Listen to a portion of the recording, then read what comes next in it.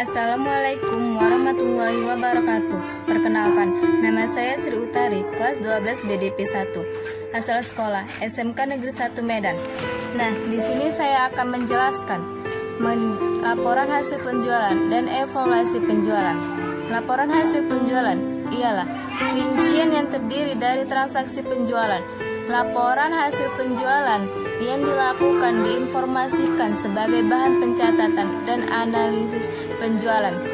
Fungsi laporan penjualan ialah pencatatan dan memposting transaksi dari pihak debitur tanpa harus membuat atau melakukan pencetakan faktur atau no debit. Berikut contoh laporan hasil penjualan.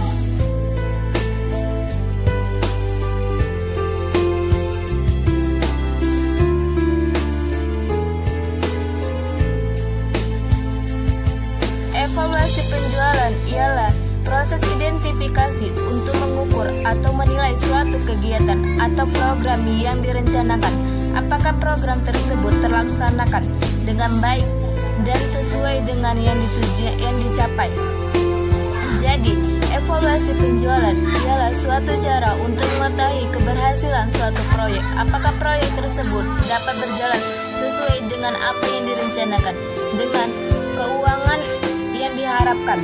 Tujuan evaluasi penjualan ialah untuk mengetahui apa saja kesulitan yang dialami dalam suatu kegiatan sehingga dapat dilaksanakan diagnosis yang mengetahui tingkat efisien suatu metode.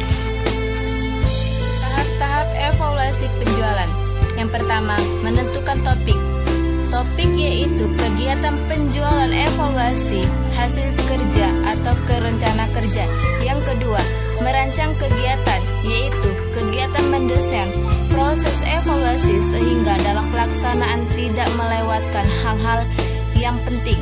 Yang ketiga, pengumpulan data yaitu kegiatan pengumpulan dan mencatat setiap informasi sesuai dengan perencanaan berdasarkan kaidah-kaidah ilmiah.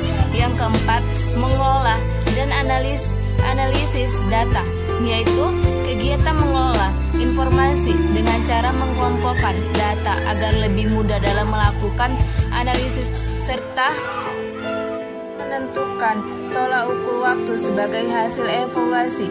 Yang kelima, pelaporan hasil evaluasi yaitu membuat laporan hasil evaluasi agar diketahui oleh pihak-pihak yang berkepentingan. Faktor internal dan eksternal evaluasi hasil penjualan. Faktor internal merupakan faktor yang berasal dari dalam perusahaan. Faktor ini mencakup persediaan barang, prosedur dalam pemberian piutang, komisi penjualan barang, kegiatan sales promotion. Faktor eksternal merupakan faktor yang berasal dari luar perusahaan. Faktor ini mencakup perubahan selera konsumen, munculnya saingan baru, munculnya barang pengganti, pengaruh faktor kebijakan perubahan pemerintah, dan kemungkinan adanya tindakan dari pesaing.